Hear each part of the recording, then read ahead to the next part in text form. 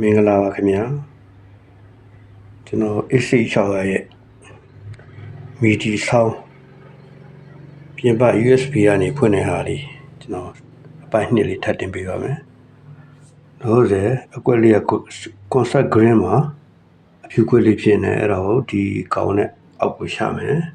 1နှစ်ပေါ်ရောက်သွားပြီအနှစ်မှာ MIDI လို့ရေးထားတဲ့ဥစ္စာ MIDI ပေါ့အဲ့ဒီ MIDI ကိုenter နှိပ်ရမယ်အဲ့ဒီ MIDI ရောက်လို့ရှိရင်အဲ့ဒါကောင်ဖွင့်ဖို့အတွက် MIDI ဖွင့်ဖို့အတွက် enter ကိုတစ်ချက်နှိပ်မယ်ဒီမှာအဲ့ဒါဆိုရင် preset လို့ခေါ်တဲ့အကွက်လေးကသုံးဖို့ပဲပါတယ်ဒါ preset ထဲမှာဒါ set ထဲရဥစ္စာပေါ့နော်ပြီးတော့ user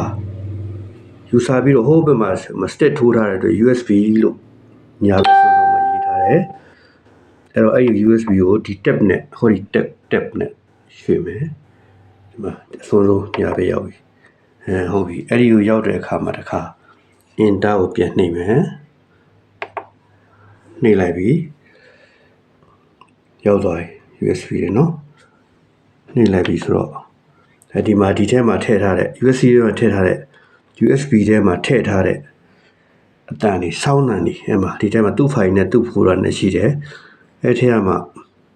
တစ်ခုလေးကိုဖွင့်ပြပါမယ်ရွေးလိုက်မယ် file တွေဒီမှာ small silver တွေက small silver မှာဝါကလေးရောက်သွားရဲ့အဲ့ဒါကိုတစ်ခါ enter ပြန်နှိပ်မယ်ဒီမှာအတူအချို့တော့ဒီအဝိုင်းအောက်ကဒါနဲ့သွားတယ်အဝိုင်းနဲ့သွားခြင်းလည်းရတယ်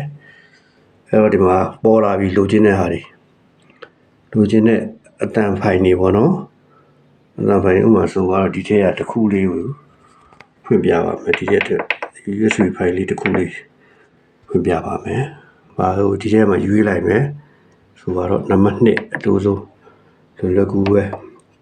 မနုဿဆိုတဲ့ဥစ္စာလေးရိုက်ထားတာရှိတယ်ဒီဥစ္စာတွေကအပြင်ကဝယ်ထားတာပဲဖြစ်ဖြစ်ကွန်ပျူတာတွေကတွင်းထားတာပဲဖြစ်ဖြစ်အဲ့ဒါတွေပါ USB တွေကတုံးတာပါနော်အဲ့တော့ဒီမှာနှိပ်လိုက်မယ်ဖွင့်လိုက်မယ်နော်အဲ့ဒါဒီမှာဖွင့်တာကဒီမှာခလုတ် sound ဆိုတဲ့ခလုတ် style နဲ့မတူဘူးနှိပ်မယ်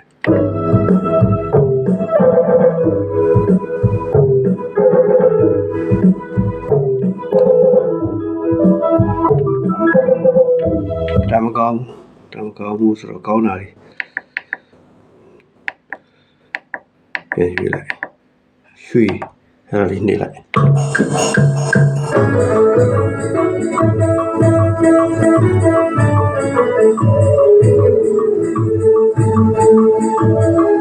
ရိုးတီးလို့ရတယ်ဥစ္စာပေါ့နော်ဒါလည်းရိုးတီးရတာ